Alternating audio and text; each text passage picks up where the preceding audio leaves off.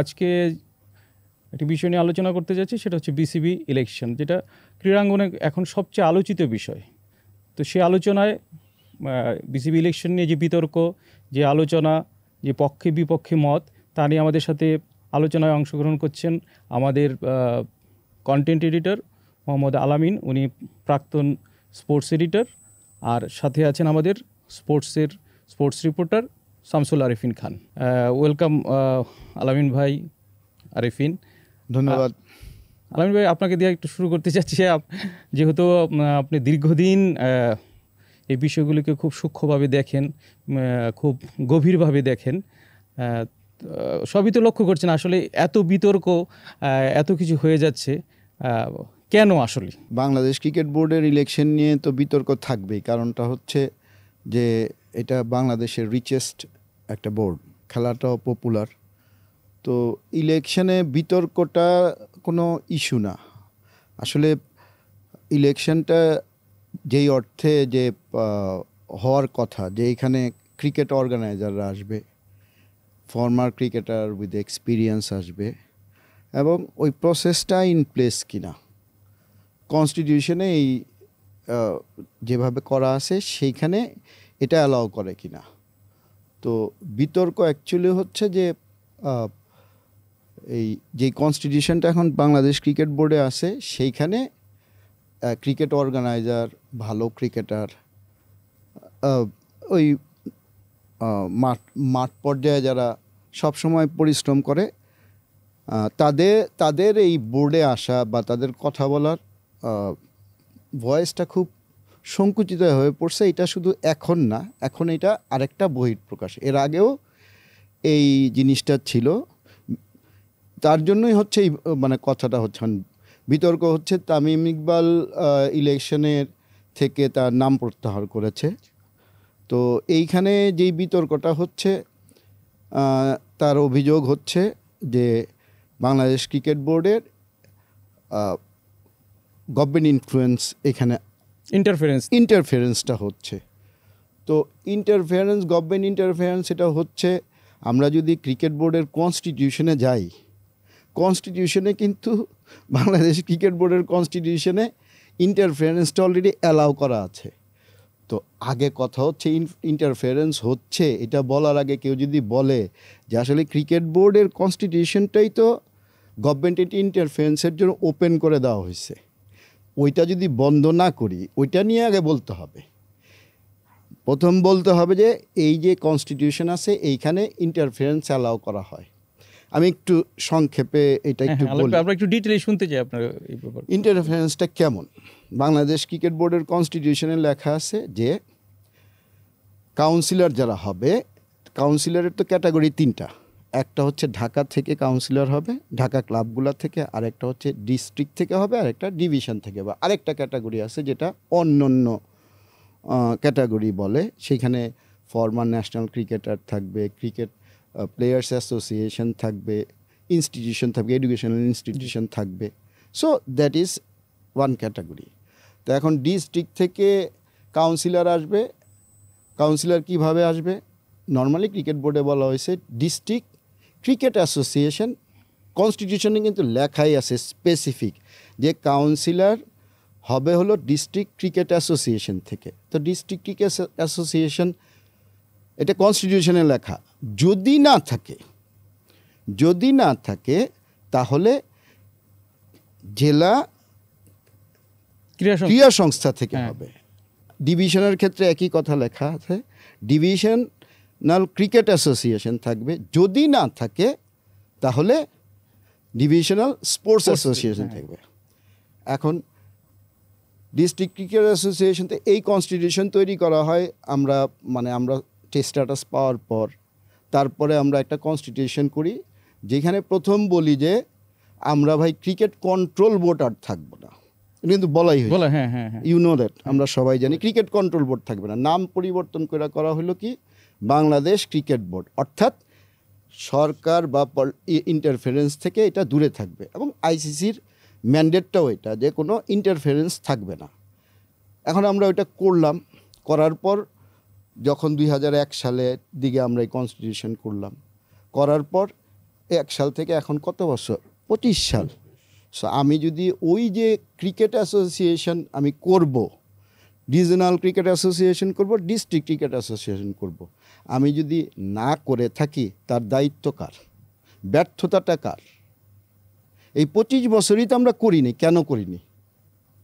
So ওইটা যেহেতু আমি করিনি, আমি গভর্নমেন্টকে ওইটা অ্যালাউ করতেছি। এই সুযোগ নিয়ে যেটা হয়েছে এইবার মানে আওয়ামী লীগ গভর্নমেন্ট যেটা ছিল তাদের পতনের পর, এই মানে ছাত্র জনতার আন্দোলনের পতনের পর, তারপরে যে elected whatever they elected দিয়ে এটা বাতিল করে দিয়ে এনএসসি হ্যাজ দ্য অথরিটি, যে তারা, সেটা কিন্তু ক্রিকেট অ্যাসোসিয়েশন না, স্পোর্টস অ্যাসোসিয়েশন। এনএসসির অথরিটি আছে, স্পোর্টস অ্যাসোসিয়েশন, সে ভেঙে দিতে পারে, ভেঙে দিয়ে অ্যাডহক কমিটি করতে পারে। সো এই যেই কনস্টিটিউশনে যে ক্লজটা ক্রিকেট বোর্ড রেখে দিছে, এটাকে সুযোগ নিয়ে অ্যাডহক কমিটি ফর্ম করছে। অ্যাডহক কমিটি, এখন অ্যাডহক কমিটিতে তো কোনো ইলেকশনের ইস্যু নাই, আমি পছন্দ করলাম অ্যাডহক কমিটিতে একজন কনভেনার থাকবে, এই মেম্বার থাকবে। তারপরে কি এইখান থেকে ডিস্ট্রিক্ট ডিসি একজন গভর্নমেন্টের লোক, সে কি করবে, ফাইনাল অথরিটিকে সে নমিনেশন দিবে, সে ওইখান থেকে একজন। তো গভর্নমেন্ট ইন্টারফারেন্স তো কাউন্সিলর শব্দটার আর মানে থাকে না আসলে কোনো। একটা হইতেছে যে আমি ইলেকশন করতেছি নমিনেটেড, গভর্নমেন্ট অলরেডি, যে গভর্নমেন্ট অর্থাৎ ডিসি তো গভর্নমেন্টের ব্যক্তি, তো তার নমিনেটেড লোক দিয়েই তো আমি ইলেকশন করতেছি। তো ইলেকশনের এটা ফার্স্ট ছাড়া তো কিছু না। আলামিন ভাই একটু ইন্টারফেয়ার করি, তাইলে তো মানে সত্যিকার অর্থে মানে গোড়ায় গলতটা যেহেতু আছে এগুলো হইতেই থাকবে। তো এখানে আমরা হাসিনা গভর্নমেন্টের আউটস্টেটের পরে আমরা যেটা হচ্ছে যে আমরা তো সবাই বলতেছি রিফর্ম একটা সবচেয়ে পপুলার শব্দ। তো সবচেয়ে বড় যে কাজটা ছিল সেই রিফর্মটা হওয়া দরকার ছিল, যদি আমি আপনার কথাটা আমি বুঝে থাকি, যে রিফর্মটা হওয়ার দরকার ছিল, মানে কনস্টিটিউশনাল চেঞ্জটা আনা উচিত ছিল বাংলাদেশের ক্রিকেটে। এই যে আপনি যেটা বলতেছেন যে ওই আইনের কাঠামোতেই সেই গণতান্ত্রিক ধারাগুলো আনার জন্য, গণতান্ত্রিক ধারা কিন্তু আছে। ওই যে না হলে, আমি করি নাই কেন, না হলে শব্দটা তো বাদ দিলেই ঝামেলা শেষ, সেটাই বলতেছি। না হলে, না থাকলে তো থাকবে না কেন? বাংলাদেশ, উদাহরণ দিই, বাংলাদেশ ফুটবল ফেডারেশন আমাদের ক্রিকেটের নিয়ন্ত্রক সংস্থাকে, গ্লোবাল নিয়ন্ত্রক সংস্থা হচ্ছে আইসিসি, ইন্টারন্যাশনাল ক্রিকেট। ফুটবলের গ্লোবাল নিয়ন্ত্রক সংস্থা হচ্ছে ফিফা। আমাদের ফুটবল ফেডারেশন যার হচ্ছে তার প্রতিদিনের চালাইতে দৈনন্দিন কর্মকাণ্ড, ক্রিকেট খেলোয়াড়দের যে বেতন, এগুলো দিতে তার ঘাম ঝরে যায়, তার অর্থ নাই। কারণ ফুটবল এইভাবে আমাদের দেশে ডমিনেন্ট ফুটবল গ্রো নাই, এখন ওইভাবে চলতেছে না। সেই জন্য কি হচ্ছে, তাদের গলদঘর্ম হচ্ছে। কিন্তু ওই ফিফা বলছে যে তুমি ভাই ডিস্ট্রিক্ট স্পোর্টস অ্যাসোসিয়েশন কিন্তু থাকলে আমি তোমার সাথে নাই। ফুটবলের টাকা না থাক, ফুটবল ডিএফএ গঠন করছে, ওইটা কিন্তু ইলেক্টেড একটা বডি, ওইখান থেকে কাউন্সিলর আসে, ওই কাউন্সিলররা তখন বিএফএফের এক্সিকিউটিভ ফর্ম করে ওইখান থেকে প্রেসিডেন্ট হয়। তো ক্রিকেট বোর্ডের কি টাকার অভাব আছে, কোনো কিছুর অভাব আছে? ক্রিকেট বোর্ড কেন করে নাই? আলামিন ভাই একটু আমি আরিফিনের কাছ থেকে এসে আপনার এই পয়েন্টটা আমি ছাড়তে চাই না আপনাকে এই জায়গাতে, মনে করেন এটা খুব আমি মনে করি যে গুরুত্বপূর্ণ একটা অংশ। যে আমাদের একটা রিফর্ম হয়েছিল, যে কনস্টিটিউশন রিফর্ম করার জন্য একটা কমিটি হয়েছিল, তারপর ক্লাবগুলোর প্রোটেস্টের কারণে সেটা আর আগায় নাই। সেই বিষয়টা নিয়ে আপনার কাছে আসবো। আমি একটু আরিফিনের কাছে শুনতে চাই, মানে একদম সর্বশেষ অবস্থাটা কি আর কি, মানে এই ইলেকশন নিয়ে বোধহয় আরেকটা নাটকীয় একটা ঘটনা ঘটছে, সেটা আমরা একটু আমাদের দর্শকদের সাথে শেয়ার করতে চাই। আমরা দেখেছি যে তামিম ইকবাল সহ টোটাল 16 জন ক্যান্ডিডেট আর কি তাদের নমিনেশন উইথড্র করে নেন আর কি। নমিনেশন উইথড্র করার লাস্ট দিন ছিল, তো ওই দিন উইথড্র করার পর নির্বাচন কমিশন থেকে 33 জনের একজন মানে ফাইনাল ক্যান্ডিডেট লিস্টটা তারা প্রকাশ করে। যে ইন্টারেস্টিং বিষয় ছিল যে এই যারা উইথড্র করে নিয়েছিলেন তাদের মধ্যে একটা গ্রুপ গিয়েছিলেন বোর্ডে গিয়ে সিইওর সাথে দেখা করেন, এবং সেখানে গিয়ে তারা নতুন একটা যুক্তি উপস্থাপন করার চেষ্টা করেছেন, যেখানে তারা বলেছেন যে ওই সরকারি হস্তক্ষেপটাই তারা আবার নতুন করে ইনিশিয়েট করার চেষ্টা করেছেন। এবং তারা বারবার বলেছেন ওইখানে গিয়ে যে এই যে বর্তমান যে বোর্ড আছে সেই বোর্ডটা হয়তোবা তারা চাচ্ছে যে আরও কিছুদিন রান করুক, অথবা তারা আরও কিছু প্ল্যান প্রোগ্রামের কথা বলেছেন, যার মধ্যে আছেন যে আপনারা সামনে যদি কোনো অ্যাডহক কমিটির মাধ্যমে যদি রান করা যায় বা আবার নতুন করে তফসিল দিয়ে যদি ইলেকশন করানো যায়, এই কথা বলছেন। মানে তারা মানে বিষয়টা একটু ডাবল স্ট্যান্ডার্ড হইলেও তারা হলো গতকালকের অবস্থান থেকে আজকে কিন্তু আমরা দেখেছি যে বেশ মুভ করছেন ওই জায়গা থেকে। তো এতে যেটা হলো যে বিসিবি ইলেকশন 6 তারিখ আমরা জানি, সামনের দিনগুলো কিছু 3-4 দিন আছেন, তো সামনের দিনগুলোতেও যে কিছু নাটকীয় মুভ আমরা দেখতে পারবো না, এর আসলে কিছু বলা যাচ্ছে না এ নিয়ে। এটা আলামিন ভাই এই প্রসঙ্গে বলতে চাই, আপনি তো একটু শুরুর দিকে বলছিলেন যে ইলেকশনটা যদিও বলি যে আপনার কথাই যদি বলি যে আইন সিদ্ধ হয়তো হবে, মানে যদি আইনের কাঠামোর মধ্যে হয়, মানে হয়তো এখানে অনেক কিছুই আইনের কাঠামোর মধ্যে হয়তো ত্রুটি ওই রকমভাবে ধরা যাবে না, কিন্তু আমরা যেটা বলতেছি, আপনি যেটা বললেন যে ফ্রি ফেয়ার, এবং মূল কথা হচ্ছিল যে রিয়েল অর্গানাইজাররা আসার যে পথ, মানে সেইটা মানে সেইটা আপনি যেটা বললেন সিম্পল, মানে কিছু জিনিস পরিবর্তন হইলেই হয়। কিন্তু আমরা একটা বিষয় একটু কথা বলতে চাই যে আসলে মূল জায়গায় যেটা হচ্ছিল যে ক্লাবগুলো যে বিরোধিতা করলো যে আপনার যে রিফর্মটা করার জন্য, যে যেটা বলা হয়েছে যে বাংলাদেশ এই ঢাকা কেন্দ্রিক ক্রিকেটকে যদি ছড়াই দিতে হয় তো বাংলাদেশ ক্রিকেট রিয়েলি করতে হলে সেটাকে ক্লাবের ডমিনেশনটাকে কমাইতে হবে। এই বিষয়টা যদি আপনি একটু বলেন যে আসলে এই জায়গাটাতে সত্যি কতটা পরিবর্তন দরকার, এবং আসলে কোন জায়গাগুলোতে মানে আঘাত করলে মানে এই আইন সিদ্ধের আন্ডারে আমরা সবসময় থাকবো না আর কি, যে আমরা একটা যৌক্তিক এবং সত্যিকার অর্থে অর্গানাইজাররা আসতে পারবে একটা এরকম একটা ইলেকশন আমরা পাবো। যেহেতু বলছে ঢাকা ক্লাবের ডমিনেন্স, এবং আসলে রিয়েলি একটা সত্যিকার অর্থেই একটা ক্রিকেট বোর্ড পাবো যেটা ফাংশনাল এবং রিপ্রেজেন্টেটিভ, যারা রিয়েল অর্গানাইজার এবং ফর্মার যারা ক্রিকেট ব্রেইন আছে, ক্রিকেটার্স, তারা আসবে। তো এটার কিন্তু আমি আবারও একটু পিছনে এই কারণে যেতে চাই, কথাটা হচ্ছে না আমরা পিছনে একটু এই জন্য আপনার কাছে এই কারণে যেতে চাই, আমরা যখন টেস্ট স্ট্যাটাস পাই তখন আমাদের টেস্ট স্ট্যাটাস দেওয়ার সময় যেটা আইসিসি থেকে বলা হয়েছিল যে আমাদের স্ট্রাকচারগুলো ওইভাবে এখনও গড়ে ওঠে নাই, দ্যাট উই হ্যাভ অ্যাডমিটেড, এবং আমাদের পপুলারিটিটাকে হলো সবচেয়ে বড় ক্রাইটেরিয়া ধরছিল যে ক্রিকেটের পপুলারিটি হচ্ছে এই টেস্ট স্ট্যাটাস দেওয়ার ক্ষেত্রে। তখন আমাদের গেমস ডেভেলপমেন্টের এডি বার্লো ওয়াজ দেয়ার, হি প্রেজেন্টেড একটা বড় রকম একটা প্রেজেন্টেশন দিয়েছিল সে আইসিসিতে। আইসিসির প্রেজেন্টেশনে সেইখানে আমাদের কমিটমেন্ট ছিল, কমিটমেন্টটা হচ্ছে যে আমরা ডিসেন্ট্রালাইজ করব আমাদের ক্রিকেটকে, আমাদের ক্রিকেটকে ঢাকা থেকে নিয়ে আমরা বিভিন্ন জেলা উপজেলায় নিয়ে যাব। ডিসেন্ট্রালাইজেশন হচ্ছে যে রিজনাল ক্রিকেট অ্যাসোসিয়েশন, যে কথাটা হচ্ছে এটা আমরা করব, এবং ফার্স্ট ক্লাস ক্রিকেটকে আমরা অত্যন্ত স্ট্রং করব। That was our play. এটা ওয়ার্ল্ডের স্ট্যান্ডার্ডই, এটা ওয়ার্ল্ডের স্ট্যান্ডার্ড। আমরা তো এখন জানি যে আমরা আমাদের রিজনাল ক্রিকেট অ্যাসোসিয়েশন, যেটা আমি আবারও বললাম যে ওই যে কনস্টিটিউশনে লেখা আছে বিভাগীয় ক্রিকেট অ্যাসোসিয়েশন সংস্থা, ওইটা আমরা করি নাই। মানে এই আশ্চর্য লাগে যে এই প্রথম যে কনস্টিটিউশন থেকে এখন পর্যন্ত আমরা এই 25 বছর হবে, 25 বছরে আমরা এখন পর্যন্ত শুধুমাত্র কথায় যখনই জিজ্ঞেস করা হয় বোর্ডের প্রধান যেই থাকেন তিনি বলেন আমরা একটা পাইলটিং করতেছি, কিন্তু এই পাইলটিং আর শেষ হয় না। চিটাগাঙে পাইলটিং করতেছি অথবা সিলেটে পাইলটিং আর শেষ হয় না। সো তার তো এমন না যে তার অর্থের অভাব আছে, তো ইচ্ছাটা হইলো নাই, সদিচ্ছাটা নাই, আসল কথা হলো সদিচ্ছা নাই। তো আমার কথা হচ্ছে রিফর্মের কথা যদি আমি বলি, রিফর্ম শুড স্টার্ট। হ্যাঁ, একটা হইতেছে যে যারা ক্রিকেট চালায়, প্রথম কথা হচ্ছে ক্রিকেট চালায় এটা আমাদের দরকার, প্রথম কথা হচ্ছে ডিসেন্ট্রালাইজেশন আমাদের দরকার। আরেকটা হচ্ছে ক্লাবের কথা বলা হলো যে একটা মানে আমাদের ঢাকার ক্লাবগুলার 12 জন ডাইরেক্টর বাংলাদেশ ক্রিকেট বোর্ডে থাকবে। আচ্ছা, রেস্ট অফ দ্য কান্ট্রি থেকে কয়জন আসবে? 10 জন। হ্যাঁ, আর 10 জন, কিন্তু ঢাকার থেকে 12 জন আসবে ডাইরেক্টর, আর রেস্ট অফ দ্য ওয়ার্ল্ড মানে সারা দেশ থেকে 10 জন আসবে। আর কি আসবে?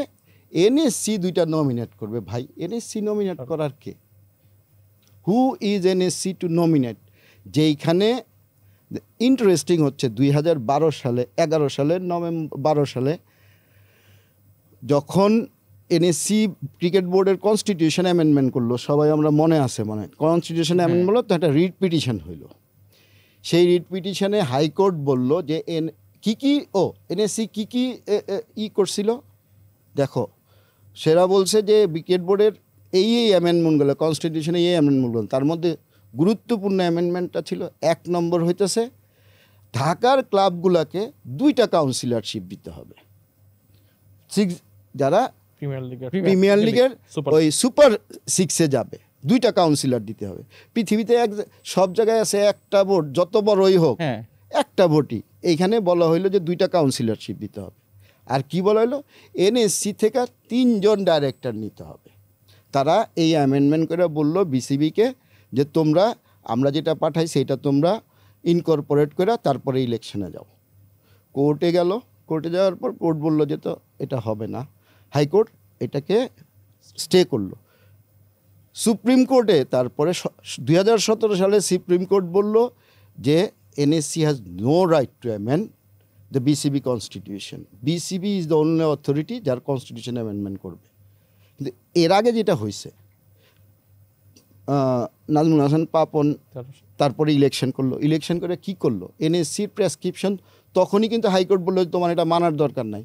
পাপন সাহেবরা কি করলো যে তারা ওই এনএসসি যেগুলো বলছে ওগুলো ইনকর্পোরেট করলো। তার মধ্যে ঢাকার যে 6টা আছে, 2টা কাউন্সিলর অলরেডি কিন্তু তারা মিটিং করে এজিএম করে তারা অ্যাপ্রুভ করে নিল।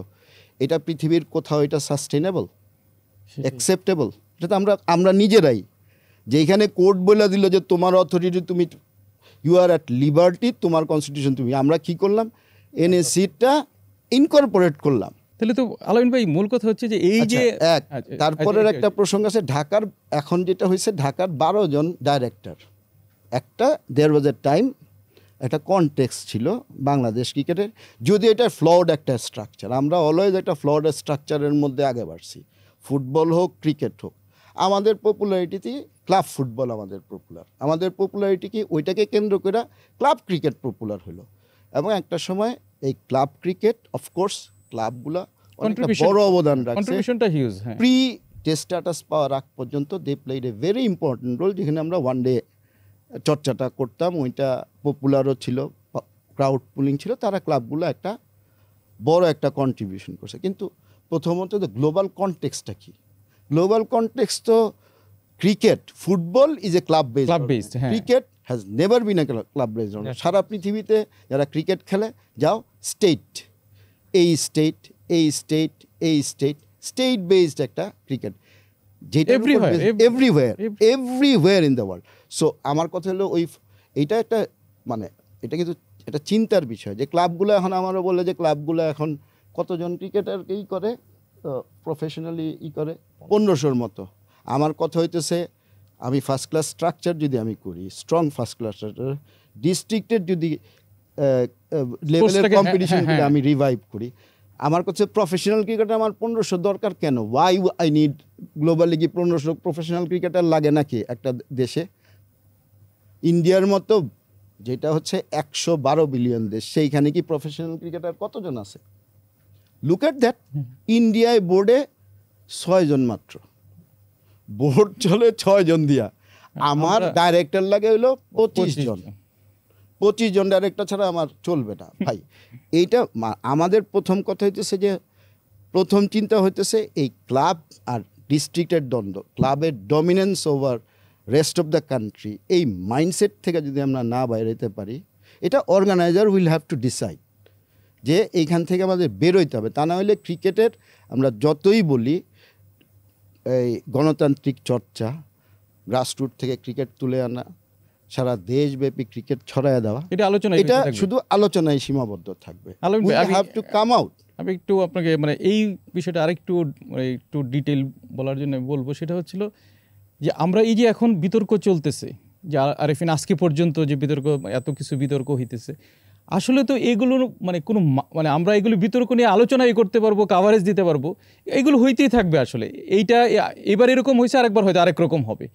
আসলে ওই জায়গাটা যদি চেঞ্জ না, আপনি যেটা বললেন যে মাইন্ডসেটে যদি চেঞ্জ না হয়, আমার একটা পয়েন্ট হচ্ছে যে এই মাইন্ডসেটটা চেঞ্জ করা, আরেকটা হচ্ছিল যে এইবার কি বেস্ট চান্স ছিল কি না, যে একটা ইন্টারিম গভর্নমেন্ট আছে। আমরা তো এই জায়গাটাতে সবচেয়ে বড় বাধাগুলো হচ্ছে যে পলিটিক্যাল ইনফ্লুয়েন্স।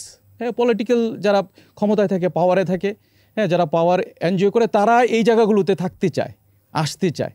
তো এই ইন্টারিম গভর্নমেন্টের জন্য এটা বেস্ট চান্স ছিল কিনা যে এই রিফর্মগুলোকে করা, এই স্ট্রাকচারাল চেঞ্জগুলোকে করা। অবশ্যই আমি তো বলবোই যে এখন হচ্ছে যে যেহেতু ফ্রি ফ্রম পলিটিক্যাল ইন্টারফারেন্স ছিল, এইখানে they had the best chance. যে একটা হইতেছে যে প্রথম কথা হইতেছে যে এখানে কতগুলো জিনিস আছে। একটা সময় ছিল হলো স্পোর্টস, যেই পলিটিক্যাল পার্টির সাথে জড়িত ছিল, সে যখন তার স্পোর্টস অঙ্গনে যেত, তার পলিটিক্যাল আইডেন্টিটি কখনো সে এটাকে ইউজ করতো না। Truth is that over the years যেটা হয়েছে, আগে মানুষ যেত তার পলিটিক্যাল আইডেন্টিটি ব্যবহার করতেন, তার কিছু অর্থ ছিল, সে ভালোবাসা থেকে এই অর্থটা ক্লাবের জন্য সে দিত। Over the last 20 odd years বা 15 বছর আমি বলবো আরও, যে এমন একটা কালচার গড়ে উঠছে যে ক্লাবগুলো হ্যাজ বিকাম এ প্ল্যাটফর্ম তার political influence, financial influence, return নিতে আসে, রিটার্ন নেওয়ার জন্য। রিটার্ন নেওয়ার জন্য। তো ওইটা যদি আসে, ওই মাইন্ডসেটটা যেহেতু না পরিবর্তন করতে পারলে এটা হবে না। আর এই অফকোর্স এই ইন্টারিম যে গভর্নমেন্ট আছে, এর একটা দে হ্যাড ওয়ান্ডারফুল অপরচুনিটি। সেইখানে হইতেছে যে আবার বলি যে এইখানে এনগেজমেন্টটা সবার সাথে করে, যারা স্টেক হোল্ডার তাদের সাথে করে, তারা যদি ফার্স্ট থিং হচ্ছে যে ইলেকশন হবে, ইলেকশনের আগের দিন তো এজিএম হবে, ইজিএম হবে। তো একটা ইজিএম কিন্তু করা কোনো অসুবিধা ছিল না, যদি সদিচ্ছা থাকতো যে আমরা কনস্টিটিউশনে ক্রিকেটের স্বার্থে এই অ্যামেন্ডমেন্টগুলো করতে চাই। তো এটা কিন্তু আগেও এজিএম ডেকে বা ইজিএম ডেকে করার সময় ছিল, সদিচ্ছা থাকলে এটা করতে পারতো, এটা হয় নাই। আর একটা হচ্ছে এই ক্লাবের সবচেয়ে বড় কথা হচ্ছে ক্লাবের কন্ট্রিবিউশন কেউ অস্বীকার করে না, কিন্তু বাস্তবতা তো সবাইকে মানতে হবে। সময়ের দাবিকে মেনে নিতে হবে। সময়ের দাবি যদি কেউ না মানে তাহলে আর হবে না। এখন ক্লাবগুলা একটা হইতেছে, এখন ক্লাবগুলা আমি যতটুকু পড়েছি বিভিন্ন নিউজ পেপারে, ওইখানে একটা হলো কাউন্সিলরশিপ নেওয়ার জন্যই শুধু ক্লাবের এই প্র্যাকটিসটা করা হয়, তৃতীয় বিভাগ, দ্বিতীয় বিভাগ, হ্যাঁ, এবং ম্যানুপুলেশন, ফিক্সড ম্যাচ, হ্যাঁ, জাস্ট ওই যেই বছর তোমার হবে ইলেকশন হবে, ওই বছর এটা আরও বেশি প্রকট আকার ধারণ করে। এটা আরিফিন একটু মানে এবারের একটু চিত্রটা যদি ছোট্ট করে একটু তুলে ধরো আর কি, যে কাউন্সিলরশিপের যে মানে আলামিন ভাই যেটা বললো আর কি, যে আসলে এই কাউন্সিলরশিপে এইগুলি হইতে থাকবে, কি হয়ে মানে এবারও কি হইলো আর কি, কীভাবে কাউন্সিলরশিপগুলি আসলো, হ্যাঁ, এই ডিস্ট্রিক্ট থেকেই তো এই বিতর্কগুলো শুরু হয়েছে, যে যারা আসতেছে তারা আসলে কতটুকু ক্রিকেট অর্গানাইজেশনের সাথে জড়িত, বা তারা কতটুকু কন্ট্রিবিউশন আছে এই বিষয়টা। একটা হইতেছে যে আমি বলি কিছু, আমি নাম দেখছি, আমি নাম মেনশন করলাম না, না মেনশন করেই বললাম যে তার পলিটিক্যাল একটা অ্যাফিলিয়েশন আছে, কেউ একজন অন্য জগতে তার খুব ভালো সুনাম আছে। প্রথম কথা হইতেছে যেই লোকটা ক্রিকেট বোর্ডে ওইখান থেকে রিপ্রেজেন্ট করবে, তার কন্ট্রিবিউশন টু ওই ডিস্ট্রিক্টে ক্রিকেটে তার কি কন্ট্রিবিউশন, এটা তো মোস্ট ইম্পর্টেন্ট থিং। আমি ভালোবাসি বলে আমার কন্ট্রিবিউশন তো এখানে, কন্ট্রিবিউশন তো ভালোবাসা না, কন্ট্রিবিউশনটা হচ্ছে আমি গ্রাসরুটে ওইখানে কয়টা ইভেন্ট অর্গানাইজ করছি, কয়টা ক্যাম্প অর্গানাইজ করছি, আমার অ্যাক্টিভিটিস কি, হ্যাঁ, এই জিনিসগুলা যারা এগুলা করে, এখনও যারা করতেছে, তারা তো বঞ্চিত সব সময়, তাদের কথা শোনা হয় না। যারা এগুলো এখনও করতেছে, তারা পিওরলি আউট অফ লাভ থেকে করতেছে, হ্যাঁ, খেলার প্রতি ভালোবাসা থেকে করতেছে। আর যারা মোস্টলি যারা আসতেছে, ক্রিকেট বোর্ড একটা বড় একটা সাইনবোর্ড, ওইখানে যদি একটা নাম পাওয়া যায় তো কারণটা হচ্ছে যে আমার কথা হচ্ছে আগে একটা সময় একটা ক্লাবে টাকা দিত, ধরো মনে করে একটা ক্লাব বা ডিস্ট্রিক্টে টাকা সে কন্ট্রিবিউট করে, ডিস্ট্রিক্টে খুবই কমই কন্ট্রিবিউট করে, ডিস্ট্রিক্টে সে যেটা হইতেছে আগে টাকাটা দিত আর বলতো যে স্পোর্টস অর্গানাইজেশন তোমরা চালাও, আমি টাকাটা দিচ্ছি, আমি তোমরা যাতে ভালো খেলো, একটা ভালো কিছু করো, এটা করতে। আর এখন কথা হইতেছে ক্লাব কিভাবে কয়টা খেলায় জিতছে, কে ভালো পারফর্ম করছে, কে ভালো খেলোয়াড়, এগুলো জানার দরকার নাই। কাউন্সিলর ইলেকশন হবে, কত টাকা লাগবে, মানে শোনা কথা আর কি, আমি করতেছি না যে কত টাকা লাগবে কাউন্সিলর কেনা হয়, কাউন্সিলরশিপ কিনা হয়। না, আলামিন ভাইয়ের কথা ধরে যদি আমি বলি যে উনি যেটা বলছেন রাইটলি সেড, এবারও এর আমরা ব্যত্যয় খুব একটা দেখি নাই।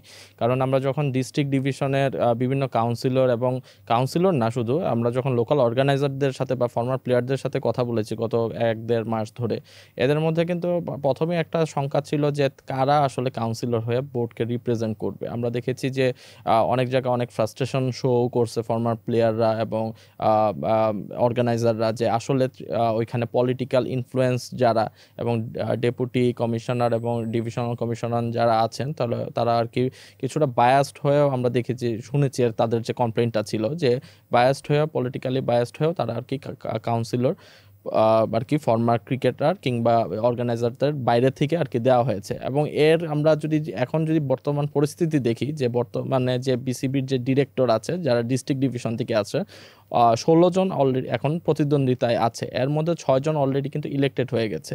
এখন 3টা জায়গায় ইলেকশন হচ্ছে, ঢাকা, রাজশাহী এবং রংপুরে, ওইখানে 3 জন করে আছেন। এবং আমরা যদি খুব মানে সারপ্রাইজিংলি যেটা হয়েছে যে এখানে অনেক লোকের নামই আমরা এসেছে যাদের আসলে আমরা অনেক খোঁজাখুঁজির পরেও আর কি তাদের আর কি স্পোর্টসের সাথে অ্যাটাচমেন্ট আমরা আসলে ওইরকম ভাবে বের করতে পারি নাই। যখনই তাদেরকেও অনেকেরকে জিজ্ঞেস করা হয়েছে এবং তারাও বেশ ইতস্ত বোধ করেছেন। কোনো এক সময় খেলতাম, হ্যাঁ, মানে বিভিন্ন ধরনের এক্সকিউজ দিয়েই আর কি ওনারা পার পাওয়ার চেষ্টা করেছেন। এবং ক্লাবে যেটা হয়েছে, যেটা আলামিন ভাই বললেন, এই ক্লাবে যে নির্বাচনের বছরে অর্থ দিয়ে যে আপনার প্যাট্রোনাইজ করে যে আপনার কাউন্সিলরশিপ নেওয়াটা, এই চর্চা কিন্তু এই বছরও আপনার কন্টিনিউ হয়েছে। এবং আমরা বেশ কয়েকটা ক্লাবে আমরা আলাপ করে দেখেছি যে এই প্র্যাকটিসটা, এই মেল প্র্যাকটিসটা এই বছর হওয়ার কারণে দেখা গেছে যে শেষ সময় অনেক রিনন্ড অর্গানাইজার যারা আছেন তারা কিন্তু বাদ পড়েছেন। এবং আমরা একটা জিনিস ধারণা করতেছিলাম যে গত বছর মানে গত 2021 সালের যে নির্বাচন হয়েছে, সেই 21 নির্বাচনের পর 2024 যখন রাজনৈতিক পট পরিক্রমায় এখন ইন্টারিম গভর্নমেন্ট আসলো, আমরা জানতাম যে একটা মেজরিটি স্টেক কাউন্সিলর যারা আগে ছিলেন তারা এবার থাকবেন না। এবং এইবার কিন্তু তাই হয়েছে, প্রায় মাত্র অ্যারাউন্ড দেখা গেছে 22 থেকে 24 জন কাউন্সিলর যারা গত 2021 নির্বাচনে অংশগ্রহণ করেছেন বা কাউন্সিলর হিসেবে ছিলেন, এই বছর কিন্তু তারা মাত্র মানে কাউন্সিলর হিসেবে আছেন, বা এদের মধ্যে ভেরি লিটল নাম্বারই আর কি ইলেকশন করতে পারতেছেন। আর বাদ বাকিরা কিন্তু পুরাপুরি নতুন। এই নতুনগুলো আসছে মূলত হলো অনেকেই পলিটিক্যালি হয়ে আর অথবা টাকা দিয়ে আপনার ক্লাবে আপনি অর্থায়ন করে কাউন্সিলরশিপ কিনে, এটাই হয়েছে এইবারও। ধন্যবাদ আলামিন ভাই এবং আরিফিন। তো আমি আলোচনা এখানেই শেষ করতে চাই। তো মূল কথা হচ্ছে, আমি আলামিন ভাইয়ের কথার সূত্র ধরেই বলি যে আমাদের মাইন্ডসেট এবং এই মৌলিক জায়গাগুলোতে পরিবর্তন না হলে ইলেকশনে এসব বিতর্ক আলোচনা এরকম হতেই থাকবে, বছরের পর বছর হতে থাকবে। একটা ইলেকশন নতুন নির্বাচিত কমিটি হয়তো আসবে, কিন্তু সমস্যাগুলি ঠিক একই থেকে যাবে। সুতরাং জায়গাটা খুঁজে বের করতে হবে যে কোথায় আমাদের চেঞ্জটা করতে হবে, এবং তার জন্য সদিচ্ছা থাকতে হবে। এই সদিচ্ছাই পারে বাংলাদেশ ক্রিকেটের আমূল পরিবর্তন নিয়ে আসতে।